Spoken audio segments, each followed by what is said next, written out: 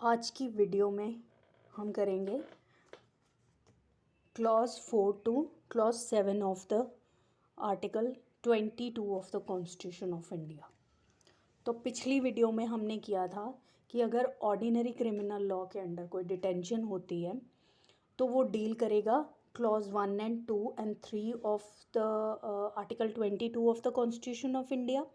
अगर डिटेंशन होती है प्रिवेंटिव डिटेंशन एक्ट के अंदर तो clause 4 two clause 7 of article 22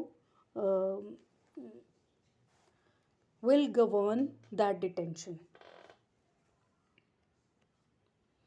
अब फर्स्ट ऑफ ऑल हम समझेंगे कि ये प्रिवेंटिव डिटेंशन लॉज है क्या।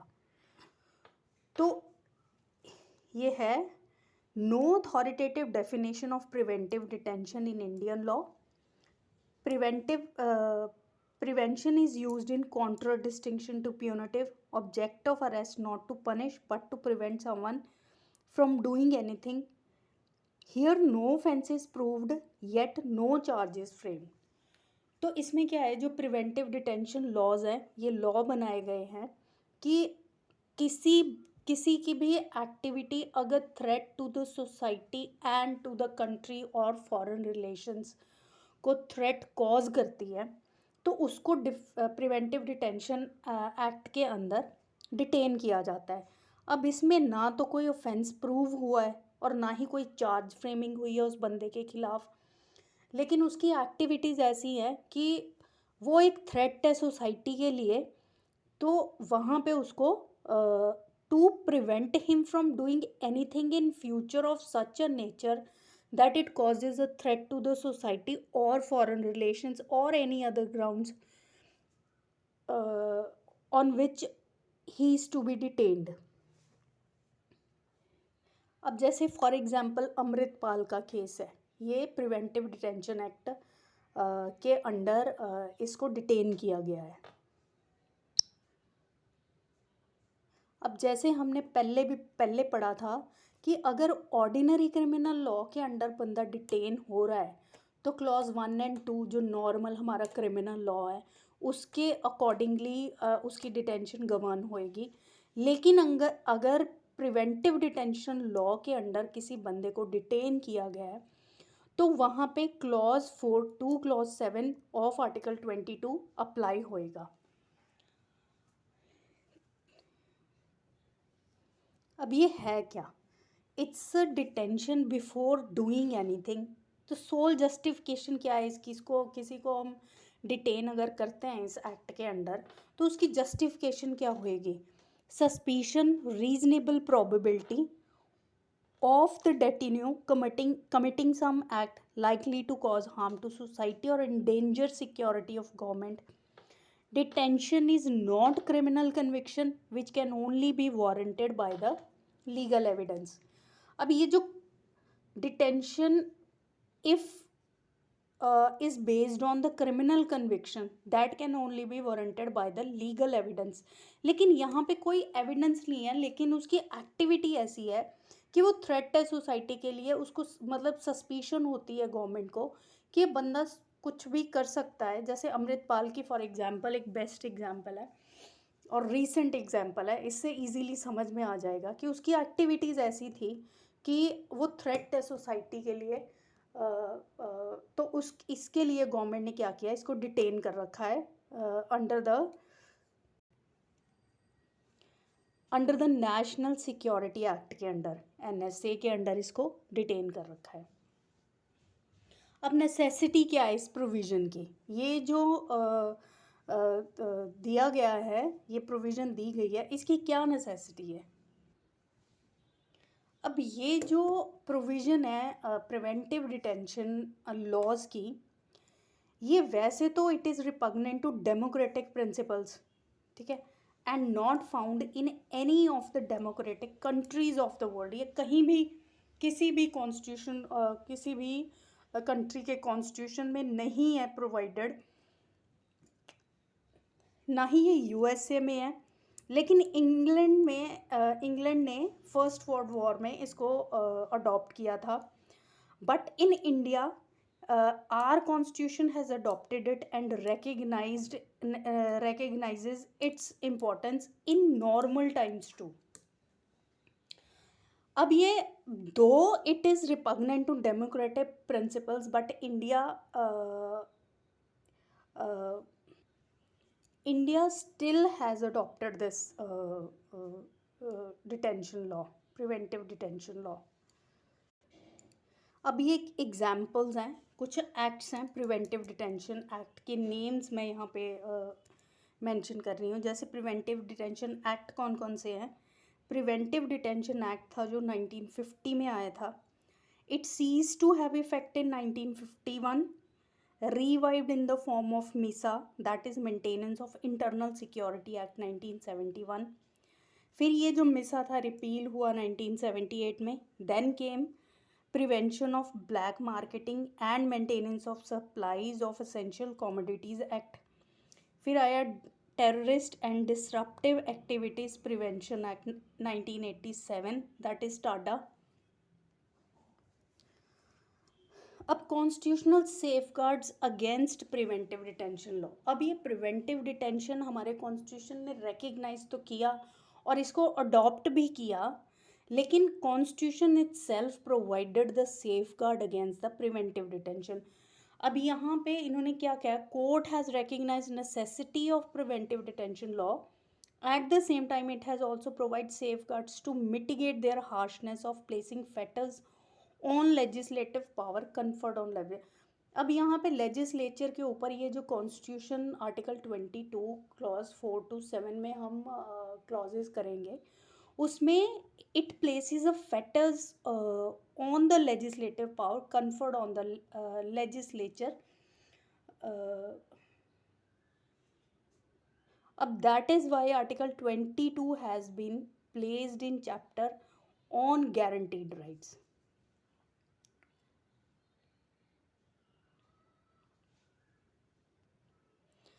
अब हम पढ़ेंगे क्लॉज 4 to 7. अब ये क्या कह रहा है, गारंटीज फॉलोइंग सेफगार्ड. अब ये सेफगार्ड दे रहा है against the preventive detention laws. अब सेफगार्ड्स क्या प्रोवाइड कर रहा है आर्टिकल 22 अगेंस्ट दीज लॉज. अब यहाँ पे हम 3 सेफगार्ड्स पढ़ेंगे. पहला है क्लॉज 4 में, that is advisory review by the advisory board, and the second one is in clause 5, that is communication of the grounds of detention to the detainee, and he shall be afforded the earliest opportunity of making representation against the order of detention. तो ये 3 grounds हम पढ़ेंगे. ये थोड़ा सा जो clause 4 read with clause 7 है, ये थोड़ा सा ट्रिकी है, इसको थोड़ा ध्यान से समझने की कोशिश करना. अब जो क्लॉज 4 है, पहले ये बोल क्या रहा है, ये पढ़ो.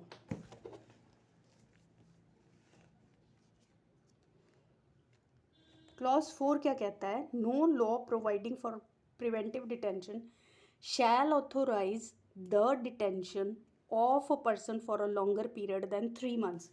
तो जनरल रूल क्या है कि अगर किसी बंदे को डिटेन किया है under the preventive detention laws, तो उसको फर्स्ट ऑफ ऑल सिर्फ 3 मंथ्स के लिए उसको डिटेन कर सकते हैं. अगर बियॉन्ड 3 मंथ्स उसको डिटेन करना है, then what is the position. तो इस क्लॉज में अमेंडमेंट हुई थी, यहाँ पे अमेंडमेंट इम्पॉर्टेंट है, उसकी लाइट में हम क्लॉज 4 और 7 को पढ़ेंगे. थोड़े फैक्ट्स नोट कर लो कि ये जो 44th अमेंडमेंट हुई थी, इसने डिलीट किया clause 4B sub clause B and clause 7 sub clause A of article 22 को. अब पोजीशन क्या थी, प्रायोर 44th अमेंडमेंट क्या पोजीशन थी क्लॉज 4 में, और आफ्टर 44th अमेंडमेंट क्या पोजीशन थी. तो यहाँ पे क्या था कि जनरल डिटेंशन थी, जनरल डिटेंशन है 3 मंथ्स के लिए. अगर बियॉन्ड 3 मंथ्स डिटेन करना है तो इस ये केस आता था एडवाइजरी बोर्ड के पास। अगर एडवाइजरी बोर्ड के ओपिनियन में उसको बियॉन्ड 3 मंथ्स डिटेंशन देनी है और वो जस्टिफाई हो रही है उसकी डिटेंशन, अगर बियॉन्ड 3 मंथ्स डिटेंशन लेनी है तो एडवाइजरी बोर्ड की ओपिनियन के बिना गवर्नमेंट उसको बियॉन्ड 3 मंथ्स नहीं देगी। तो इससे क्या निकल के आता है कि जनरल रूल के अकॉर्डिंग 3 मंथ्स उसकी है, डिटेन कर सकती है गवर्नमेंट, लेकिन बियॉन्ड 3 मंथ्स के लिए उसको एडवाइजरी बोर्ड की ओपिनियन लेनी पड़ेगी। अगर जस्टिफाई होती है उसकी ओपिनियन तभी गवर्नमेंट ऑर्डर करेगी उसकी डिटेंशन बियॉन्ड 3 मंथ्स। अब थर्ड पॉइंट इसी में ये है कि अगर विदाउट एडवाइजरी बोर्ड ओपिनियन करनी है तो ये जाएगा 7 clause A and clause B में। तो वहाँ पे डिटेंशन जो होगी that is according to the law made by the parliament. अब पार्लियामेंट है जो पार्लियामेंट है वो केसेस भी बोले बताएगा, क्लास ऑफ केसेस बताएगा जिसमें without the opinion of the advisory board detention can be done beyond 3 months. ठीक है, अब ये 3 चीज़ें हैं। जनरल रूल के अकॉर्डिंग अंडर क्लॉज 4 3 मंथ तो है ही है। अगर बियॉन्ड 3 मंथ्स करनी है, beyond 3 months with advisory board, और अगर विदा ये जाएगी 4 क्लॉज ए में, और अगर विदाउट 3 मंथ है तो ये जाएगी 7 क्लॉज ए में। That is according to law made by parliament. तो इसको ऐसे करना कि general rule 3 month, beyond 3 months with the advisory board opinion, and that is 4A, and without advisory board opinion that is under 7A according to the law made by parliament। ये हो गया 4A। अब ये थी हमारी that is position before article 44th amendment. अब position after 44th amendment क्या है, अब हम पढ़ेंगे आफ्टर 44th अमेंडमेंट क्या पोजीशन है। जो 44th अमेंडमेंट है, पहले तो ये बात कि अभी तक ये इन्फोर्स नहीं हुआ है, ये फोर्स में इन इफेक्ट नहीं आया है। इसने क्या किया, new clause 4 is substituted in place of clause 4 before the 44th amendment which says that अभी अब जो हमने बिफोर 44 जो 3 मंथ की जनरल डिटेंशन थी, यहाँ पे इस अमेंडमेंट ने रिड्यूस करके कर दी 3 मंथ से लेके 2 मंथ तक। अब ये बिना एडवाइजरी ओपिनियन के है कि जो जनरल, अगर सपोज कि एक बंदा अरेस्ट हुआ, डिटेन हुआ, तो उसकी डिटेंशन हमने पहले क्या पढ़ा था कि 3 मंथ्स इन जनरल रूल है कि उसको दे सकते हैं, उसको रिड्यूस करके इन्होंने कर दिया 2 मंथ। अब पहले हमारे पास 2 ऑप्शन थे, with advisory opinion, without advisory opinion. With advisory opinion था 4 क्लॉज ए में, और विदाउट एडवाइजरी ओपिनियन था 7 क्लॉज ए में according to the law made by parliament. अब यहाँ पे क्या है, अगर बियॉन्ड 2 मंथ आपको डिटेंशन देनी है तो वहाँ पे एडवाइजरी ओपिनियन इज़ मस्ट।